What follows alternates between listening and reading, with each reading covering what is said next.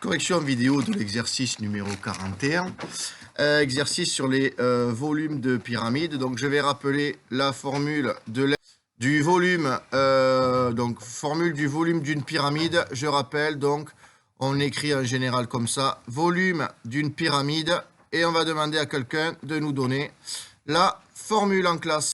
Abibou nous dit R de la base, donc on va écrire R de la base fois la hauteur, qu'on écrit H, et le tout divisé par 3.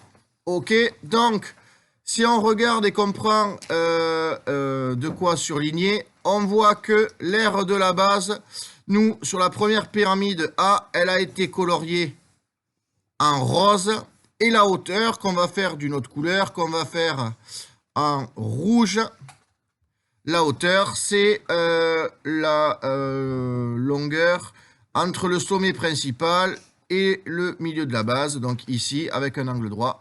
Et donc, on sait que la hauteur fait 6,3. On peut déjà mettre dans notre formule 6,3 pour la hauteur. Et on sait que l'aire de la base, on peut l'écrire en violet. Et là, l'aire de la base, c'est assez simple parce qu'elle est déjà donnée.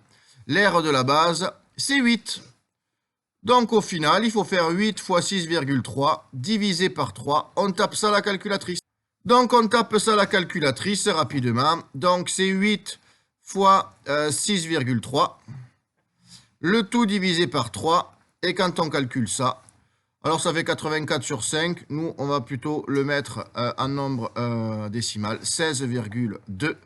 Donc, 16,8, pardon. On a ici comme résultat 16,8. Et on n'oublie pas d'écrire l'unité. Elle est déjà écrite ici.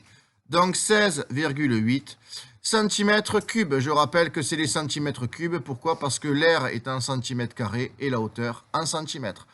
On va faire maintenant la même chose pour la deuxième pyramide où on va changer les couleurs. Pourquoi? Parce que là, notre base est de quelle couleur? Et nous là, la base dans notre deuxième pyramide, elle est bleue. Donc on prend le surligneur bleu. On va mettre l'aire de la base ici en bleu. Donc l'aire de la base, on va la mettre ici. Donc l'aire de la base, on sait que c'est 9 fois la hauteur. Et la hauteur, en général, on la met en rouge. Et la hauteur fait combien ici? La hauteur, nous, ça fait 5,4. Elle est ici, notre hauteur. Donc 5,4.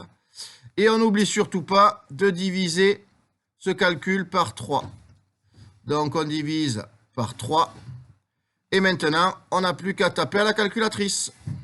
Donc, on a pris la calculatrice, c'est la calculatrice d'Axel Firon, hein, l'amoureux de Charlène. Donc, on tape ça 9 fois 5,4 divisé par 3. Et Axel Firon aurait trouvé, hop, 81 sur 5, qui fait 16,2.